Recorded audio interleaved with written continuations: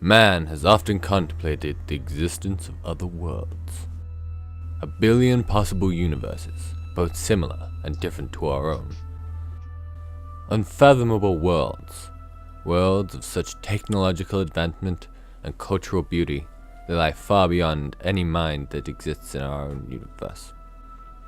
Worlds not unlike our own in so many ways we could mistake them for our own. Worlds which never were.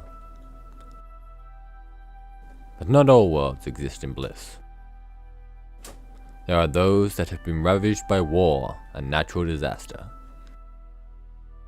Those where the evolution of life has been stunted and deformed beyond recognition. Those where tyranny rules the land.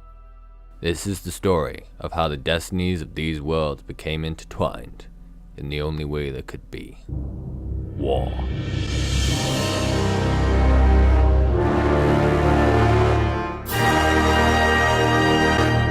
War never changes, gentlemen. If there is one thing I have learned in my 19 years of service, it is that no matter the enemy, the goal, or the resources, war never changes.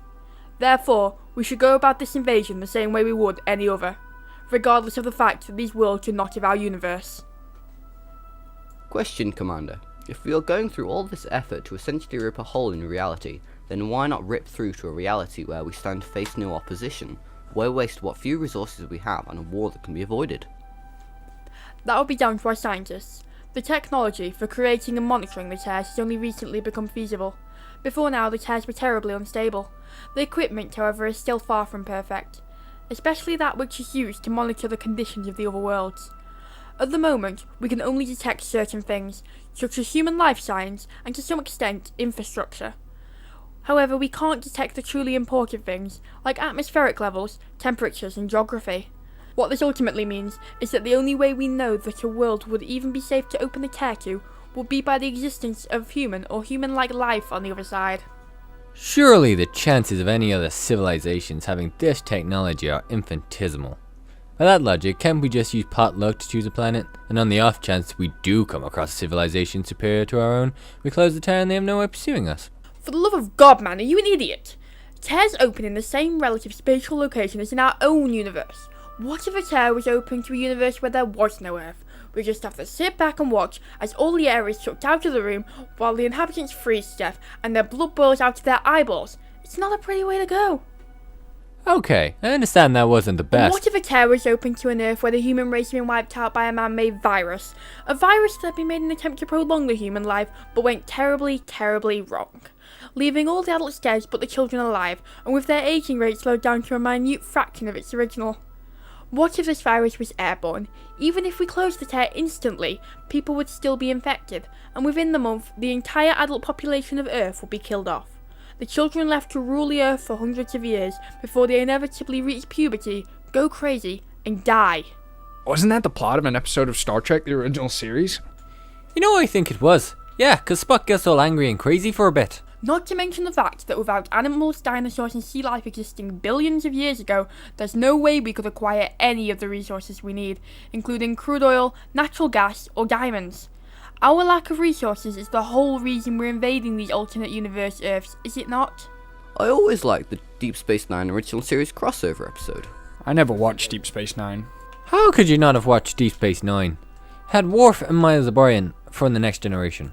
Bashir was a genetically modified genius. Odo could shapeshift. Ben Sisko was a certified badass, and the Defiant was the first ever Federation warship, and it had a cloaking device. It was freaking cool! I always thought Enterprise was the best show. Get out! Nerds.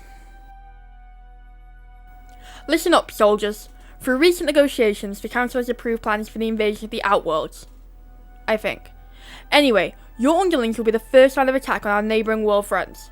They will go for the rift and create a series of entrenchments that will further secure our footing in the Outworlds, as well as setting up a network of troops for further advancement in future days. While over there, you'll be expected to conduct regular scouting missions to search out more information of the indigenous life, any assets the planet has, and anything that could prove useful for determining the Council's next actions. Now, any questions? Yeah, what sort of opposition are we looking at here? Humans? Robots? Dragons? Yeah, we're invading a planet of dragons, moron. From what we can tell, the planets are very diverse. The planet we've designated the Hollow Earth is approximately equivalent to Earth during 1200 to 1500 AD, or the Renaissance period of Earth's history. How exactly does that work with the whole this being a different planet and all? You ever heard of Hodgkin's law of parallel planetary development? Look it up. We've estimated that early on in the planet's development it was struck by a wandering meteor shower. Now the radiation from this foreign influence has caused the indigenous population to evolve on a tangent to our own. Are we gonna be fighting superheroes? How did you even get a command position? We don't know the exact effects of the radiation, but what we do know is that the meteors brought with them a whole host of new minerals which could be very beneficial to our cause. What about the second planet? Does that have dragons? I will hate you. The planet designated Armabar Smart seems to be comparable to Earth in the early 22nd century. However, at best guess, this planet is in a state of post-thermonuclear war, leaving the societal condition unrecognisable. Nevertheless, the planet's vast amount of processed minerals and slightly advanced technology due to their war efforts makes it the perfect candidate for our operation. So where is the machine? It's about 200 feet below where you're stood. And why is that exactly? Is it perhaps so that the dragons don't escape? There's no bloody dragons! It gets abnormally cold because of the nature of its effects, and so has to be heated with geothermal heat. Alpha squadrons will be going to Armabar Smart. Their society is destroyed, so they have no conventional army so to speak of. However, their advanced weaponry and bandit mentality means caution should be taken at all times. Beta squadrons will head to the Hollow Earth. They may have an old culture, but they are hunters. They know their world, and to them, you are the prey. Move out! Mom. Ma'am! Stay in formation. We don't know what's out there.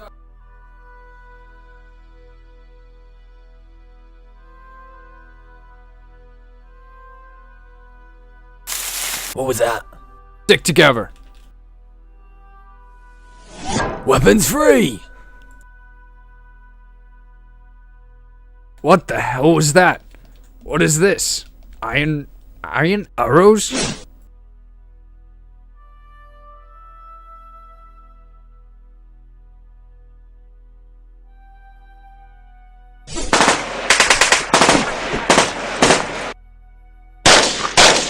No! Please! No! No!